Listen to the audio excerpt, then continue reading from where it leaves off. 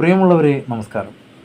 Level cross, Arfaz Ayyub കഥയും സംവിധാനവും. മൂപ്പരുടെ ആദ്യ പടമാണ്. സംഭാഷണം ആദം അയ്യൂബ്. അപ്പു പ്രഭാകരുടെ ക്യാമറ എടുത്തു പറയാതെ വയ്യ, അത്രയ്ക്ക് മനോഹരമായ ഫ്രെയിമുകൾ. Editing Deepu Joseph. ഒരിക്കലും ഈ സിനിമയിൽ ഒരു എഡിറ്റിംഗ് ഉണ്ടെന്ന് പറയില്ല, അത്രയ്ക്ക് നാച്ചുറലാണ്. നിർമ്മാണം രമേശ് പി പിള്ള. വിശാൽ ചന്ദ്രശേഖറാണ് മ്യൂസിക്. പിന്നെ എടുത്തു പറയേണ്ടത് ഇതിലെ ആർട്ട് വർക്കാണ്. അത്രയ്ക്ക് റിയാലിറ്റി ഫീൽ ചെയ്യുന്ന ഒരു ആർട്ട് വർക്കാണ്. റെയിൽവേ ലെവൽ ക്രോസും ആസിഫ് അലി താമസിക്കുന്ന വീടും അവിടെ പുറത്തുള്ള ഒരു കുളിമുറിയും കിണർ, വീട്ടിലെ പാത്രങ്ങൾ, അങ്ങനെ എല്ലാ പ്രോപ്പർട്ടിയും ഒരിക്കലും ഒരു ആർട്ട് വർക്കാണെന്ന് ഒരിക്കലും പറയില്ല. ആസിഫ് അലി, ഷറഫുദ്ദീൻ, അമല പോൾ, ഇടയ്ക്ക് ഒറ്റ സീനിൽ വന്നു പോകുന്ന ലാൽ ജോസ്, മറ്റൊരു പയ്യൻ, മറ്റൊരു പെണ്ണ്, പിന്നെ ഇന്ദ്രൻസിൻ്റെ ഒരു ഫോട്ടോ, ഇടയ്ക്ക് പാഞ്ഞു പോകുന്ന ഒരു ട്രെയിൻ, ഒരു കഴുത. ഇത്രയുമാണ് ഈ സിനിമയിലുള്ളത്.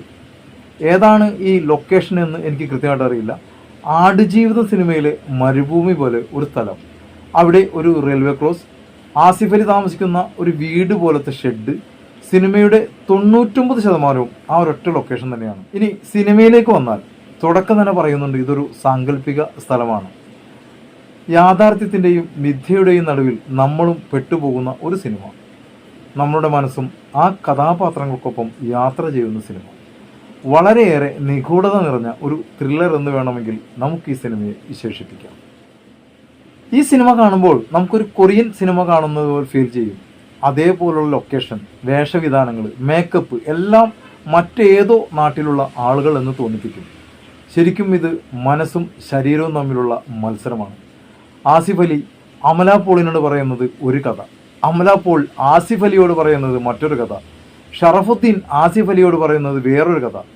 എന്നാൽ ഇതിൽ ഏതാണ് സത്യമെന്ന് ചിന്തിച്ച് നമുക്കും ഭ്രാന്തായി പോകുന്ന ഒരു പോയിന്റുണ്ട്. അവിടെയാണ് ഈ സിനിമയുടെ വിജയം. ആസിഫ് അലിയൊക്കെ അഭിനയത്തിൻ്റെ എക്സ്ട്രീം ലെവലാണ്. ശരിക്കും പറഞ്ഞാൽ ഒരു ഇൻ്റർനാഷണൽ ലെവലിലാണ് ആസിഫ് അലി ഈ സിനിമയിൽ. കെട്ടിയോളാണ് മാലാക എന്ന സിനിമയിൽ നമ്മുടെ കണ്ണ് നനയിച്ച ഒരു സീനുണ്ടായിരുന്നു ആസിഫ് അലിയുടെ. അതുപോലെ ഒരു സീൻ ഈ സിനിമയിലുമുണ്ട്, നമ്മളുടെ ചങ്ക് പിടിച്ചുലച്ച് കളയുന്ന ഒരു സീൻ.